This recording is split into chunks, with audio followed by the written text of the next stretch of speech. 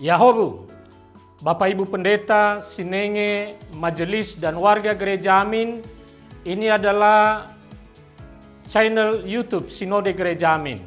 Karena itu, bagi yang mencintai Gereja Amin, tontonlah, subscribe, like, dan bagikan.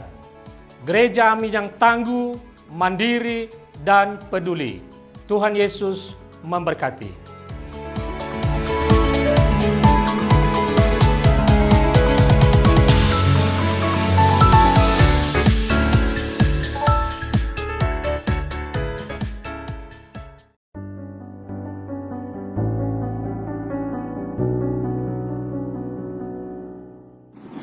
Hai Youth, kembali lagi di dalam Youth for Christ bersama saya Philip Theodorus Sairang.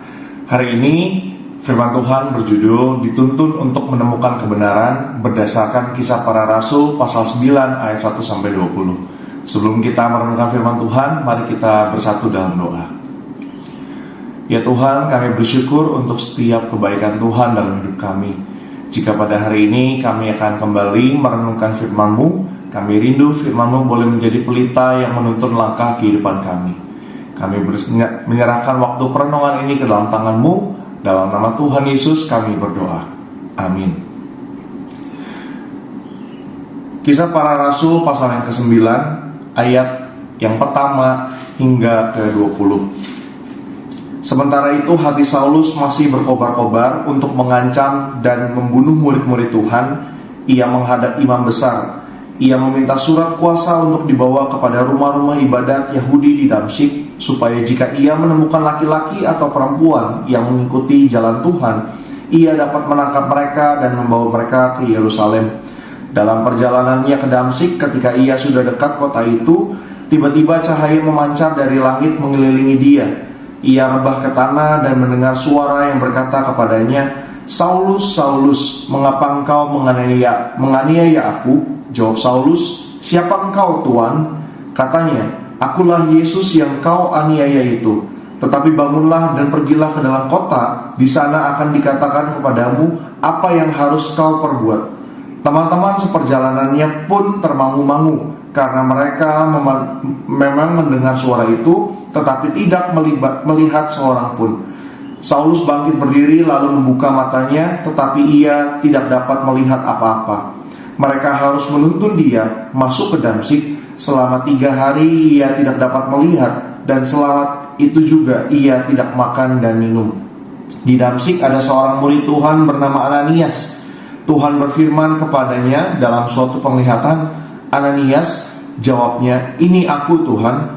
Firman Tuhan, "Bangkitlah dan pergilah ke jalan yang bernama Jalan Lurus, dan carilah di rumah Yudas seorang dari Tarsus yang bernama Saulus. Ia sedang berdoa, dan dalam satu penglihatan ia melihat bahwa seorang bernama Ananias masuk ke dalam dan menumpangkan tangannya ke atasnya, supaya ia dapat melihat lagi."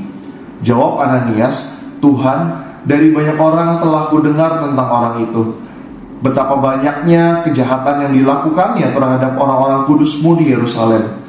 Lagi pula di sini dia memperoleh kuasa dari imam-imam kepala untuk menangkap semua orang yang berseru kepada nama-Mu.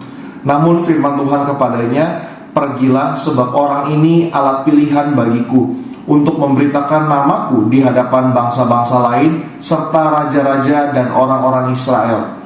Aku sendiri akan menunjukkan kepadanya betapa banyak penderitaan yang harus ia tanggung oleh karena namaku."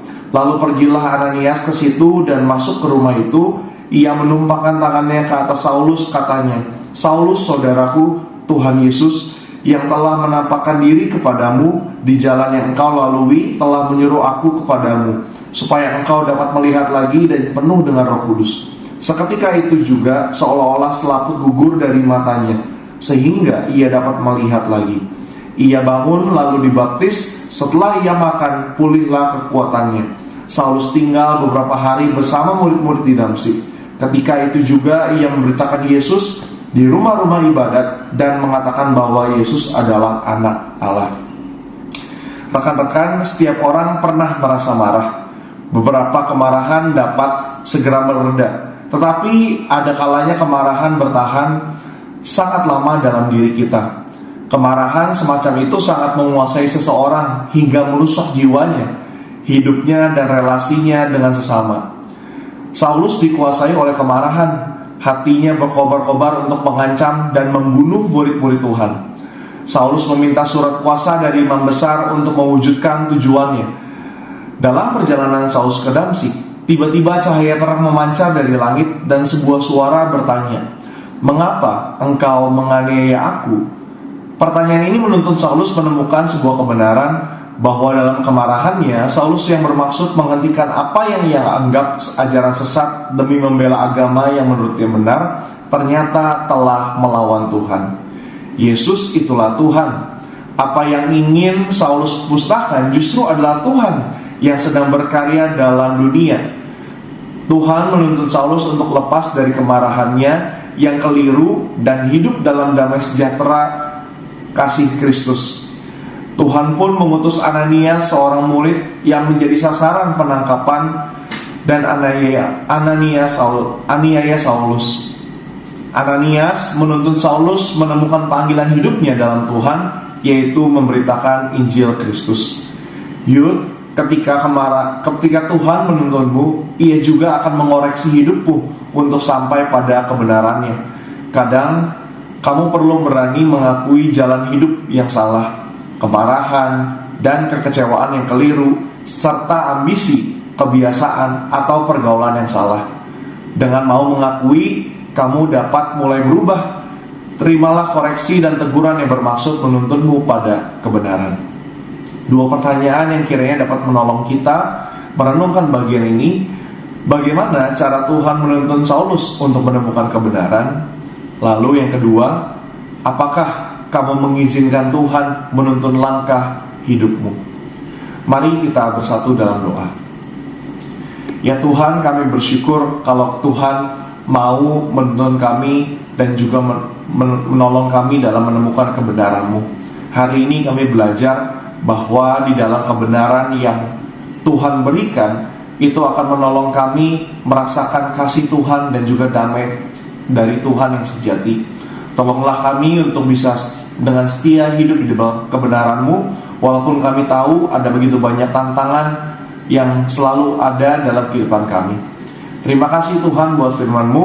Kami serahkan sepenuh hidup kami ke dalam tangan-Mu. Dalam nama Tuhan kami Yesus Kristus kami berdoa. Amin. Terima kasih sudah mengikuti renungan pada hari ini. Jangan lupa untuk like, subscribe, dan juga share ke teman-teman lainnya. Tuhan Yesus memberkati.